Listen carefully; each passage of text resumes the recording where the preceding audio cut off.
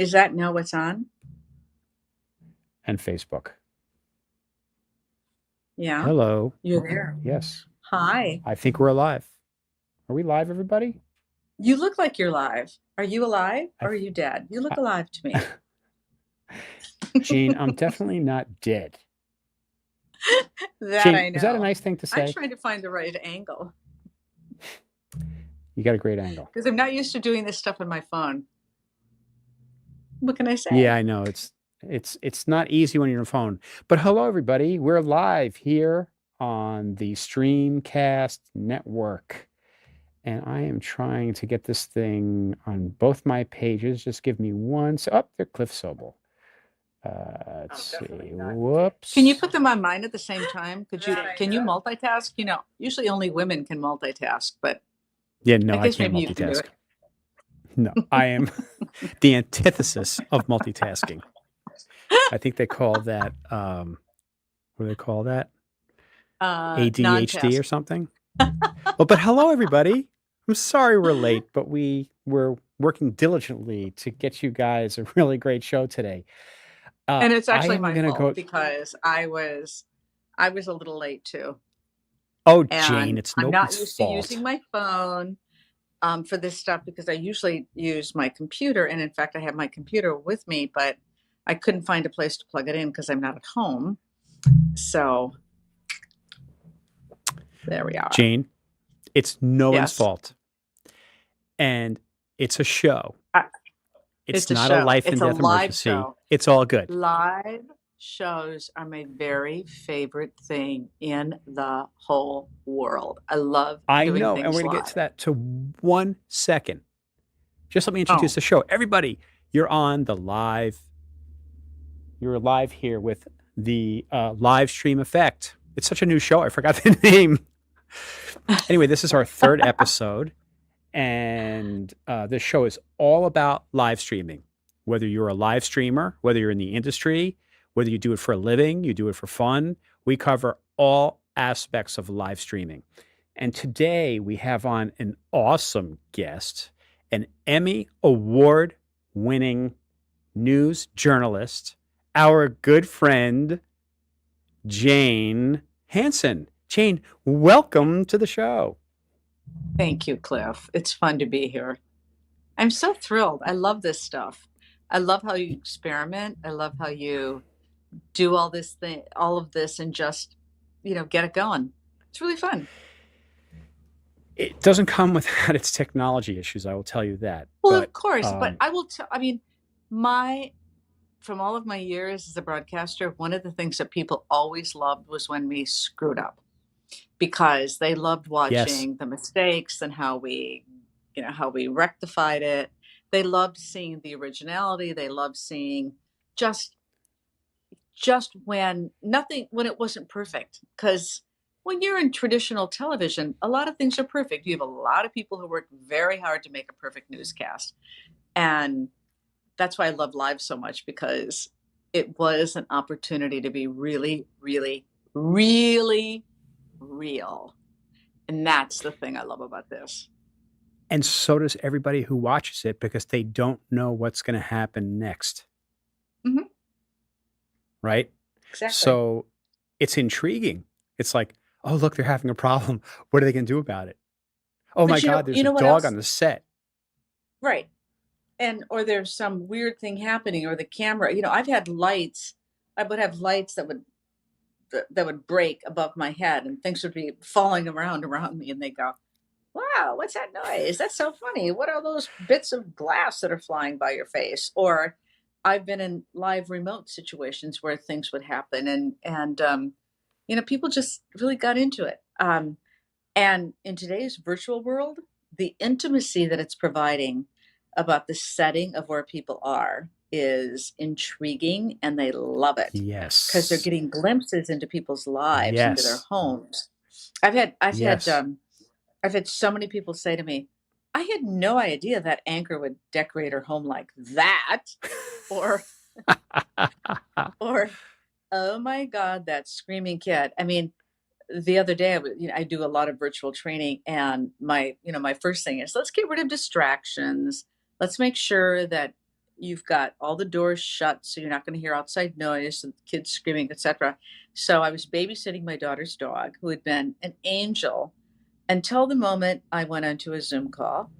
And all of a sudden, she hopped off my lap and she went to this giant mirror I have in my living room, and she saw her own image and she began to bark and bark ferociously. And she's a Morkie, which is a Maltese Yorkie, and they yap. They do that yip yap yip yap yip yap barking, and she would not stop because she was looking at herself. What is that noise? I turned off the sound on my computer and somehow it turned it back on. And I was looking at see the comments. And I know, can you believe it? Anyway, I'm So trying to tell people Jane, what not to do, and I do every part of it. So there you go. we're going to get down to it. So we've got Jane Hanson here. Jane, spend a couple of minutes. No, that's too long.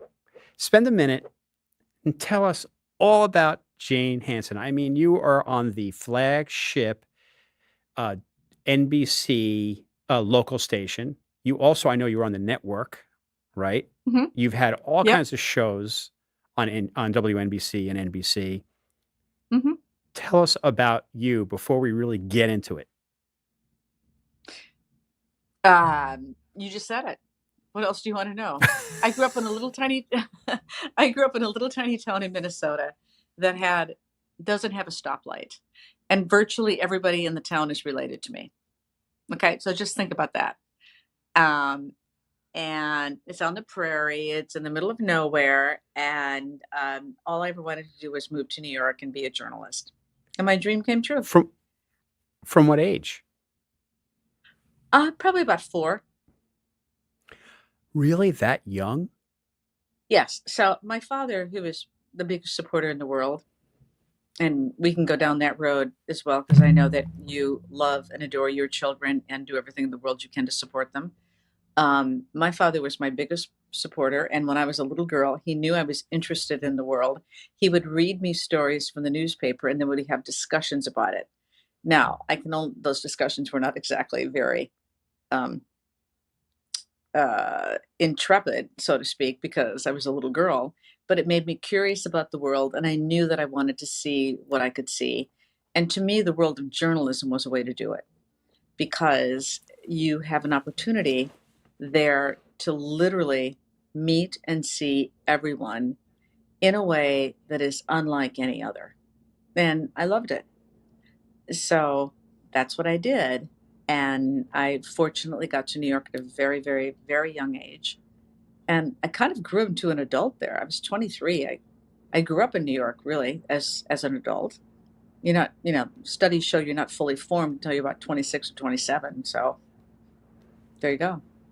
It's great. It amazes me how you grew up in this teeny little community, and here you are, like a major broadcaster in one of the largest cities in the whole world, if not largest city in the whole world.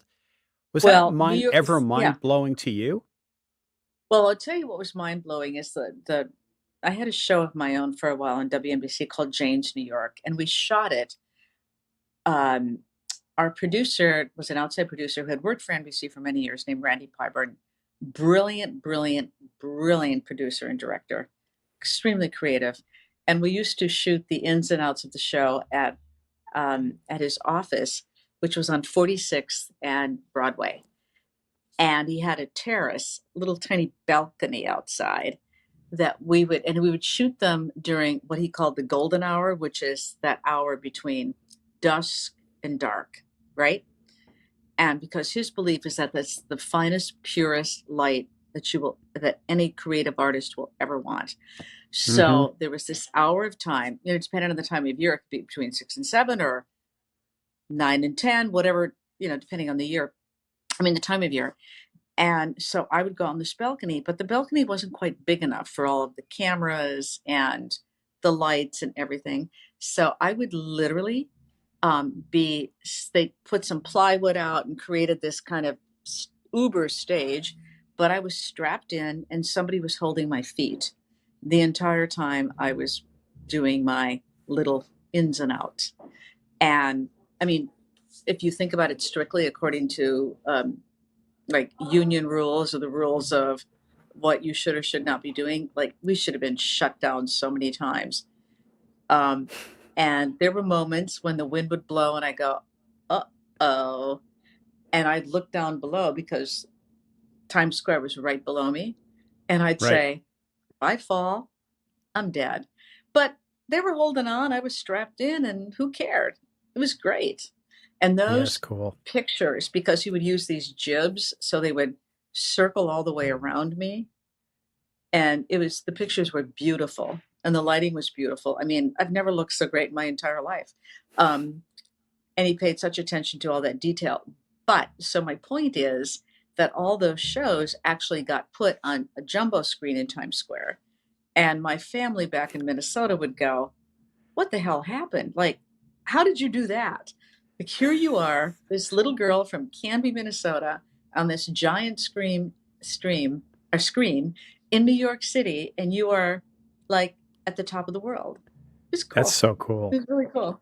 It was. Yeah, well, how many people get that opportunity? Um, I'd say very few, and I feel Yeah, extraordinarily blessed. I am very yeah, blessed. yeah. I mean, it So was let's get wonderful. into it. Aren't we Where were already? you when the what's that? I said, aren't we already? Not really. Oh, okay. uh Go on. Oh, tell my me. hair. Now, I actually saw you a couple of times when the pandemic started. Yes. Uh Tell We me how went that for affected you. socially distant walks. We did. We were Well, very socially distant. but I will tell you that um, I was really scared because I live in a house way out on Long Island by myself. And because everybody got so frightened in New York, we all did not see each other. We talked a lot on the phone. We did a lot of FaceTime and Zoom calls, but nobody was physically close to one another. And when you're all by yourself, that was really super frightening. And so for the first week or week and a half of the lockdown, I didn't know what to do. I was scared. I didn't want to go anywhere. I, bought food the best way I could. I kind of began to learn to cook. And then my colleague and business collaborator and my former co-anchor named Mary Savillo came to live with me from the city because she was scared to be in the city alone. And I so remember. that made all the difference in the world to me because I had an opportunity to actually have somebody be there with me. And we began to, keep COVID diaries. We did so much stuff together that was really fun. We did a lot of cooking, we did music, we did dancing, we wrote things, we um, tried to find adventures in terms of where could we walk that we'd be away from people. Um, what could we do that would get some exercise and yet be, totally productive. It was crazy. So um, I was totally frightened for a while, and then you figure out you got to cope with it. And, at first I wanted to compare it to 9/11 because, 9/11, when it happened, I worked around the clock. I was the first person on the air at NBC, but there was a feeling that, that happened and then the it was over in terms of the threat. It was over. And we could all become resilient and try to rebuild our lives. This, we're not even sure now what's going to happen. And how do we get our lives together? And what do we do about work? And what do we do about um, being with other people? And what kind of standards do we set? My daughter, who's 30, has come to visit me this week, but I didn't see her for 4.5 months because she was Wow. afraid to come to New York, and she lives in Boston. And she is super, super, super careful. And she thinks I'm not careful enough. And I have been. I mean, I'm pretty cautious. But, you know, it's it's a crazy time Yeah. and it's not over. And I'm so worried about what's going to happen in November and December when we have to be back inside, because I think the saving grace for us all right now is that we're outside, where it's Yes. less likely that you're going to get something. But once we have to be back into an indoor space to do anything, I don't know. And I've heard so many stories about people who are just mentally deeply affected because they're isolated and they might have already have some kind of depression or something. And it scares me. Yeah, I can totally concur with that. As a matter of fact, it takes a lot to rock me, a lot. But you saw me, and this Mhm. thing really had some negative impact on me. Yep. Yep. It was And very difficult, yep. but we all adapted. What do you Well, think were we've adapted. the how did you adapt? Well, first of all, um, first I had to think about how do I keep myself safe? Now, I'm knock on wood, and I am knocking on wood right now. I'm a really healthy person. It's really unusual for me to get sick. I worked for NBC for a total of almost 29 years, and I called in sick once during that entire time. So I am just one of those people. Maybe it's good genes. I don't know what it is. So I rarely get sick. So I thought, well, I might be okay. But I know people who are really, really, really healthy that got it. And there's no rhyme or reason who gets affected by it. So I think the scare of it being just so kind of nomadic, it's this person gets chosen and this one doesn't, and is really frightening. And then um, and then stack onto that the economic concerns, the work concerns, the fear of even being around your best friends, like who do you trust, is just difficult. It's really hard. So, Yeah, and until we get a good vaccine, I don't think anybody's going to feel safe. and then some. Yeah. So, Because I still think there's going to be a PTSD that occurs. oh my God, Or absolutely. I have a really good friend that, and in fact, I did this roundtable interview with a bunch of very high powered women that I know well. They're very successful. And one of them happens to be does a lot of deep counseling with people. And I'm going to post this video in the next couple 3 days. But she talked about how she did an intervention with a 17-year-old kid who needed it badly, and she had to do it all virtually through an iPad and get him into a health facility, a mental health facility, which she also says is almost impossible to do because they're all full. And she is just seeing such an influx of people who need help desperately. And it's almost impossible to get a lot of them the help they need. And when she started to talk about it, and she said, it's the isolation, it's the fear, it's the anxiety, it's the where are we going? What are we going to do? When are we going to get out of this? And she was she's so eloquent about it and the work that she's done, but at the same time, it's just frightening. So very.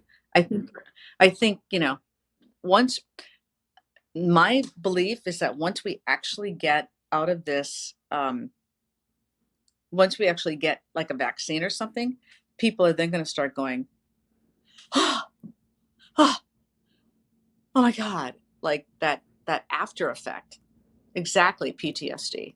I think that's absolutely what's Yeah. going to happen. And that's going to last for a And while. then what? Yeah, it really is. We're going to need a lot of So, counseling. well, yeah, but and drugs, and then who needs those drugs? And then I don't know. It's just it's really frightening. Yeah. And the socialization. I mean, that was the hardest thing for me is I'm a very social person. I have acquaintances and I do a lot of stuff. Well, I used to. And, now you can't. Um, and this summer has been, I think, particularly hard because I'm used to going, meeting friends for drinks or dinner or parties or something, and you can't do any of that. And I feel it just, I don't like it. I don't like it at all. But I know that I have to be careful. Right. So I'm going to switch gears in a second, but I just want to speak to that. But here's the thing: when you're sick, you have the flu, you have a cold, you hurt your back. When you're in pain, you always feel like you're going to be in pain, and you feel like, we're never going to get better. And I think we're at a point now where we've had this pandemic for so long. We all feel like we're never going to get better. It's never going to change. But it is. We are going to get better. We are going to have a We are. vaccine. I would like you to be a lot more optimistic than that because I do believe the one thing that I've seen is there are a lot of people who have stepped back, including me, and hit the pause button and said, maybe I need to really think about changing my life in a different way. Agreed. I used to be on an airplane every week. I mean, I'm a diamond medallion on Delta, right? I have not been on an airplane since the beginning of March. And I just traveled so much for work and then for fun. And I miss the traveling for fun. I do not necessarily miss the traveling for work that much Hmm. because I'm doing it all virtually, which is kind of interesting and kind of fun and kind of cool. But I think I think that we are rediscovering having real relationships with people. I agree. And it's given I us a think, lot of and I time to reflect Yeah, and I about what's think important. if you haven't done that during this time, then maybe you really need to, because I've done a I lot of agree. it. So, Jane, the way we use technology and the tools that we use have either we're using new tools or people are discovering tools now that have been around for a while and all of a sudden they're getting Uh-huh. very popular. Right. Video is always has been big on the internet for a long, long time, but now Right. it has become the go-to. And Right. you are not a stranger to that, and you are using these tools. Talk to me a little bit about how you're using live streaming. Well, first of all, you need to remember that video is me. I grew up in the world of television, um, and I remember doing my very first live remotes, which is actually live streaming in a certain sense. So live remotes for a television station where we take this big giant truck out and they'd have a satellite dish on the top of the truck. And in New York City, they would bounce it off buildings to get it back to either the Empire State Building or the old World Trade Center, where the signal would be captured and then we'd go live on TV, right? I have always loved live television of any sort or live broadcasting of any sort because it's so interesting and it's so much fun. Even when you're covering a really crappy, awful story, it's still fun because you never know what's going to happen. So, to me, that's one of the beauties of being live. But the other thing is that you're bringing in this immediacy that can't ever be beaten. I mean, it is what's happening in the moment. So, and anybody who knows my work in television knows that that was one of I was known for being like the live queen. That's what I did. Live story, call Jane. She'll be on there because she dares. But because a lot of people don't dare do it because you have to put yourself out there, and sometimes you look stupid, and sometimes you look silly, and sometimes, you get mud in your face, and sometimes things can happen. You never know. But to me, that's the beauty and the excitement of it, and I just love it. So fast forward, so live remotes for television, and then doing, things like I don't know if you remember during like the first Iraq War there was a beginning where they could actually put satellite dishes on the back of people's, in backpacks and stuff, right? And that was bringing us really live situations from a battle zone, which was amazing. And there was a guy named David Bloom who talked NBC into building this tank, or that they could use live. Unfortunately, David died from um, what he called blood clots in his legs, and it was from sitting in that tank all that time, I think. But anyway, the ability to be able to broadcast that live, I mean, that's all live stream. That's what live stream Yeah. is. Yeah. And so there have been versions of it for a very, very, very long time. But what I don't think that people have understood is the validity of it and its ability to be so raw and authentically real. Live And streaming forces you to be in the moment. mhm, exactly. I love that. I love that so much. That's what I love about What it. What I also loved about it is that no one could ever put words in my mouth. 'Cause, there was no editor or producer who would say, "Oh, you can't say that. Oh, you can't." It was, "Hey, I already said it. Too late."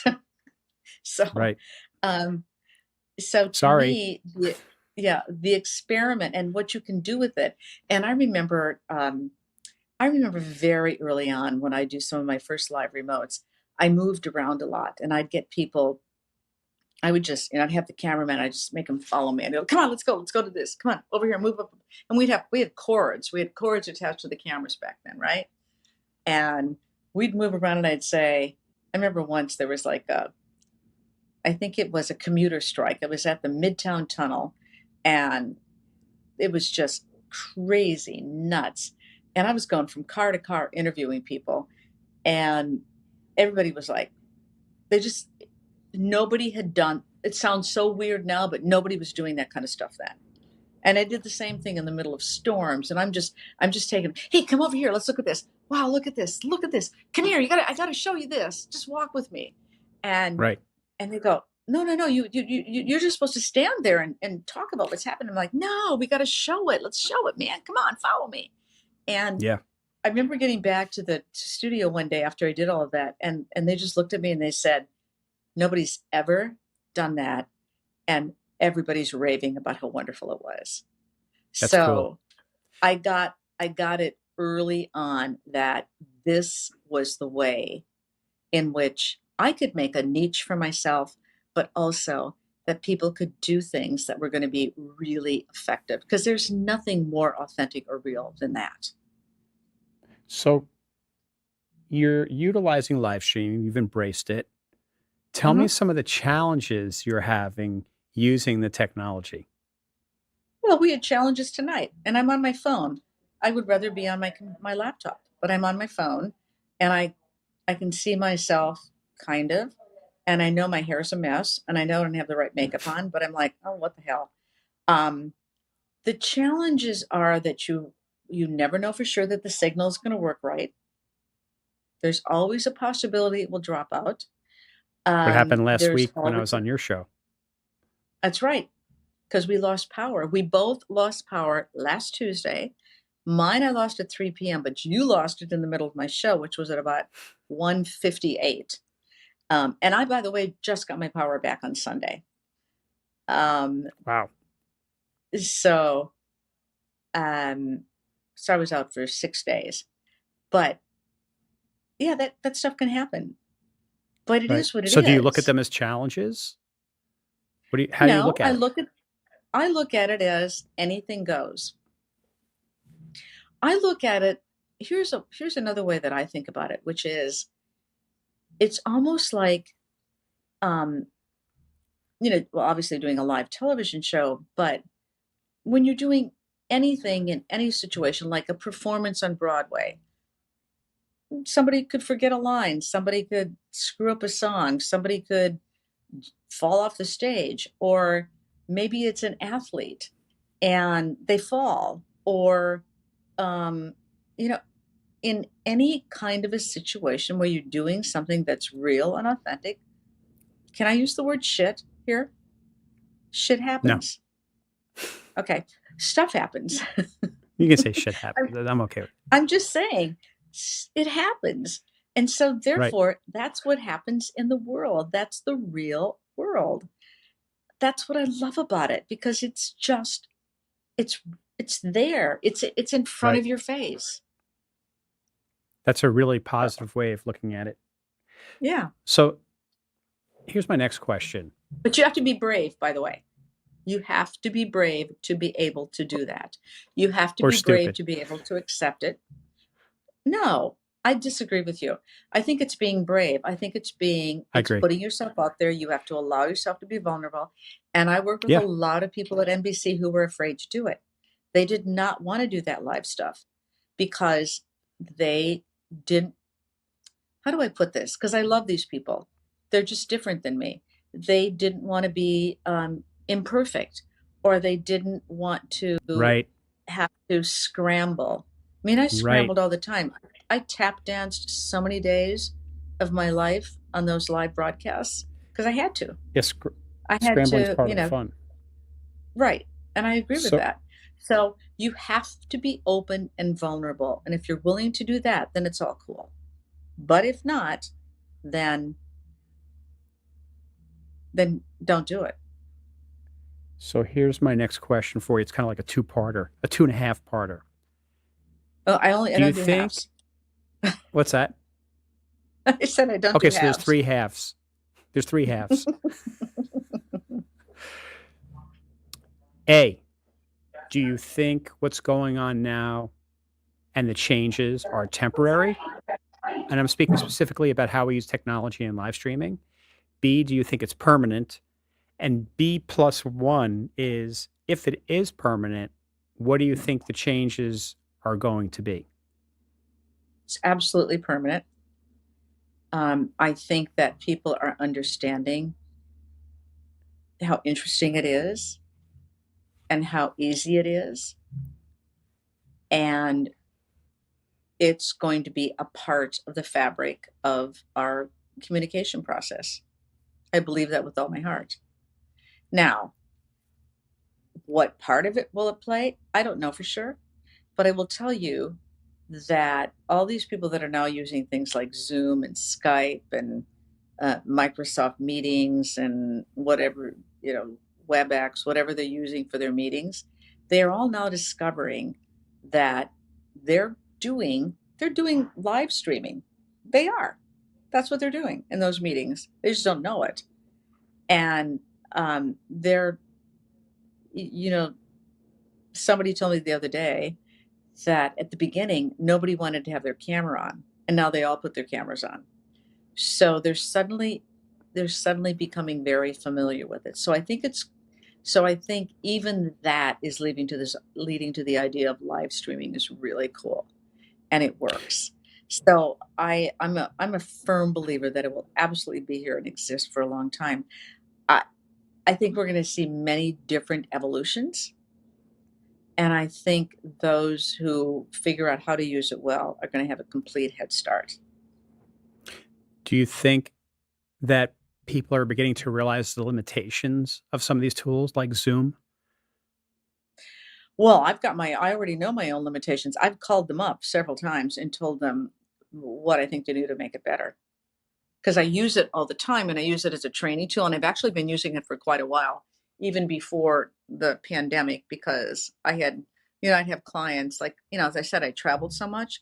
And I remember um, I've done Zoom from China and Italy. And there was one time when I was in Italy. I'm getting this camera, I keep moving this camera around, trying to get the best angle. It's hard to see. But anyway, I remember one time I was in Italy and I was trying to get onto their internet, which was not really, really well. I was actually on the island of Capri, so one could be excused for not having possibly perfect internet because you have perfect views. I had like 6 different adapters hooked together with cords to be able to do this Zoom call. It was hilarious. I took pictures of all the cords and just said, "Do you believe this? Like, this is what I have to do this training." So, I guess my point is that it's not sometimes as easy as it looks to make the technology work. You've got to be in the right place in the right time, but I think that also keeps getting better and better. So it's just easy. And you know what's really funny? Because I have this little show that you were on last week called Curious Jane. I do it twice a week. It's an Instagram live show. And sometimes people come on and they don't, it takes them a while to get on. They don't know exactly what to do. And then they realize how easy it is and how much fun it is. And I would tell you that at least half the people that I have interviewed in that show started doing Instagram lives of their own. Wow. Isn't that funny? Right. But there comes this point where you need more than those tools. Mm-hmm. And Yep. I think those who really embrace it will learn those tools, or some will Yep. go, you know what, I need to bring in a professional to help me up the game. Absolutely. Look, I'm all about finding the best tools, like the right lights, the right setting, the right, you and I discussed early on about making sure we had a hard line, an Ethernet cable in my house to make sure that I had the best picture versus just using the wireless. Um, all of that stuff. I think all of that's important to, if you're going to use it effectively, you've got to have the tools and the background and the this and the that. I mean, there's an awful lot that you should use and do to make it be far more effective. Right. And I do think that professionals are important, as they are in any field. If you intend to make it a truly great kind of career point for yourself and you want to build a beautiful show or create a beautiful something from it, then yeah, ask somebody that really knows the technology to be able to help you. But there's also part of it that's so simple and easy that that's really fun.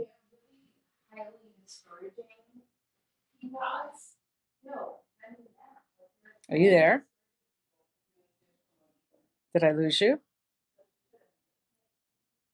Uh-oh. Cliff?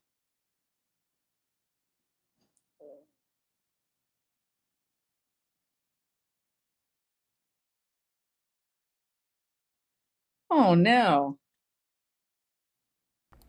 Hey everyone, this is Ryan. We're running a production here. It looks like we've lost Cliff. He is disconnected. Maybe he's having internet issues again. Oh my God. Maybe there's another, like, remember how we lost power last week? He and I were talking and how we lost power? That's hilarious because here I am on my phone. We're talking about using professionals, which of course he is. Um, but I don't know what And the happened to him. technical side of this is we're actually producing this out of the studio in Western Maryland. And so he's coming into my studio, and that's Cliff now on the phone. Let's tell I him can he is hear it. disconnected. Hey Cliff.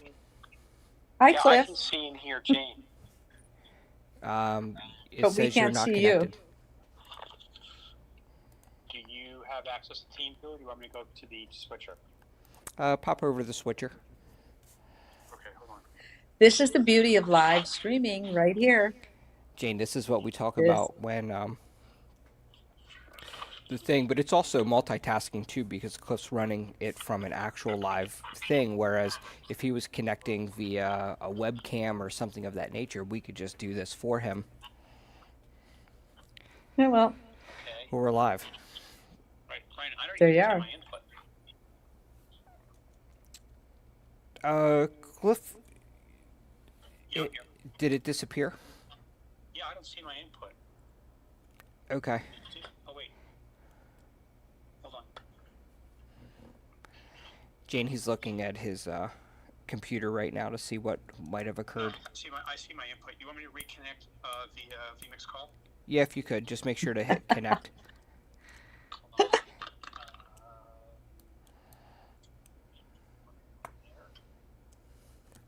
So live on air, we're also doing some technical advice with Cliff. who is at his production switcher. You know, using a pro system from time to time has its advantages. You know, Cliff, we can green screen him. That's his actual studio in the background. But there's something to be said too about using cell phone. Really? Where, Because do I go into, I forgot, do you want me to go back to the cog? Yeah, Cliff, if you could. Go to general? Yep, hit change. I hit change here, and you want me to go into, hold on, Connect a vMix call. I think I'm going to just put some makeup on while you guys are doing this. Sure. We're live. This will be a makeup tutorial with Jane Hanson. We're switching up the show. Well, I'm just trying to fix my hair because Ryan password. I'm going I to didn't mute have a my lot of mic time real to get quick while ready. I tell Cliff the password. Okay.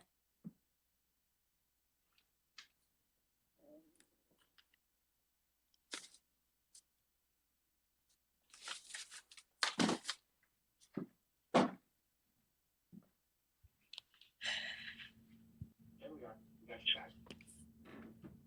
And Cliff, just make sure that you use your camera in the program.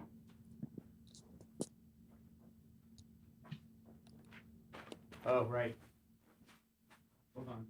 We just have one more question for Jane. Wow, it's really weird. Like, why is it showing up like that?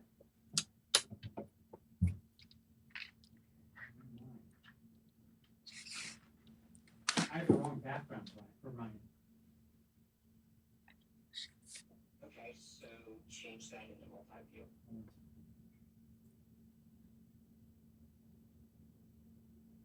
All right, Jane, I'm back.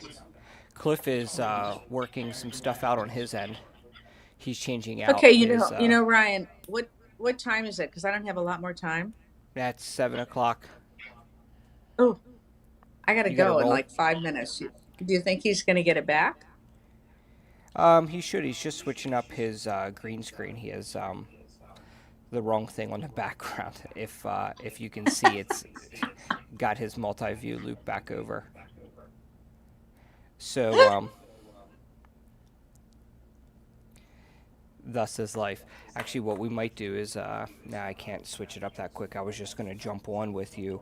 You know what? Why don't we talk about that real quick? I'm going to bring you full screen, and let's just chat about this. So. Okay. You're using your cell phone. Cliff has been using the studio camera. You're getting an authentic feel using your handheld phone, right? Like I feel like I'm in the room with you. We're having a conversation. How do you think that has benefited your viewers? Well, I'll tell you, I don't use my cell phone all that. I mean, I use my phone for the Instagram shows that I do. And as I've told you, one of the things I love to do is to walk around and show things. Like, for example, I'm going to tell you the truth about exactly where I am right now, which is I am at a golf course. And here's the view out the window. Do you see that? It's gorgeous. I wish I was there. Yep. Yep. And the sun is kind of about to set out here. See, I got my finger off the thing. Where am I? Why is my finger still there? So when I go into the shadow, but you can see the sun is setting out here.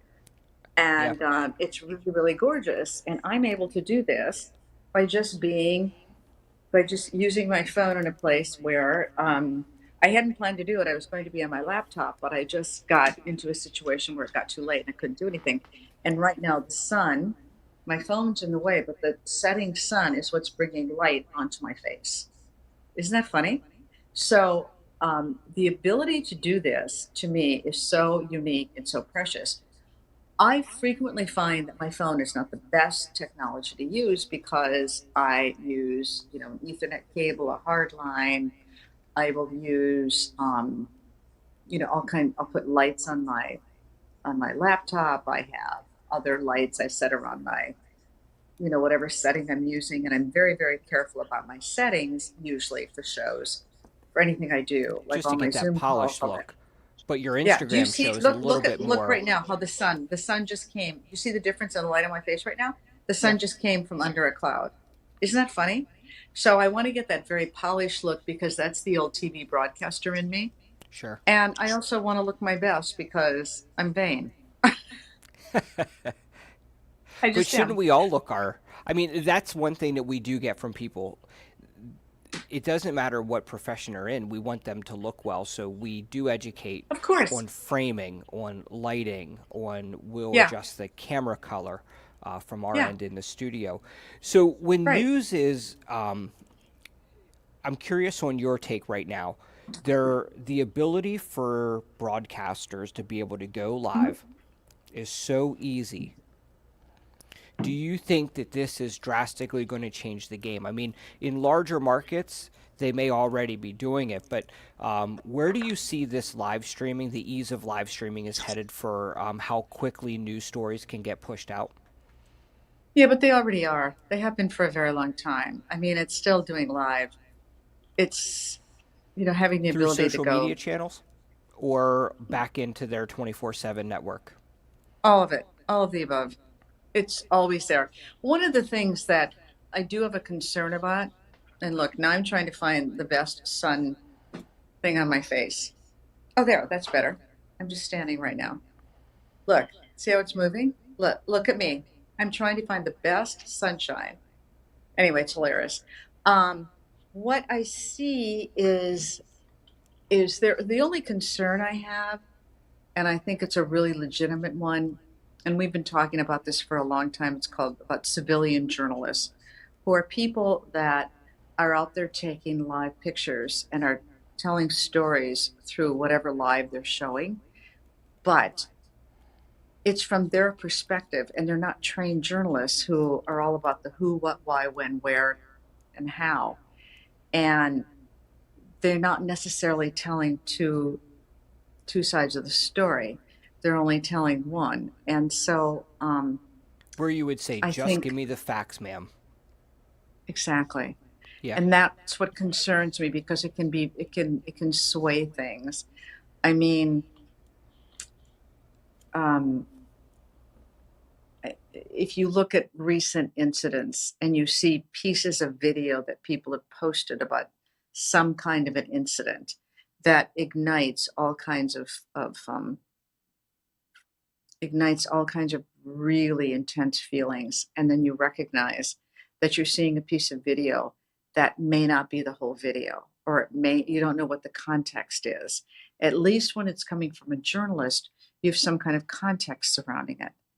But when it's somebody who doesn't have that and they're just showing you the raw video, and now you may interpret it as something in a way that's not the truth. And that's concerning. So um, we need to be careful when Yeah, it I agree comes with to that. the. There's a lot of groups that exist out on Facebook. We have one local in our community. It's called Our City Name on Patrol, and basically a person just follows police around, live streaming interactions, and that could become not only dangerous, but you're not getting the whole picture of this thing. There's a lot of context that's missing. Um, I think we just dropped you, Jane.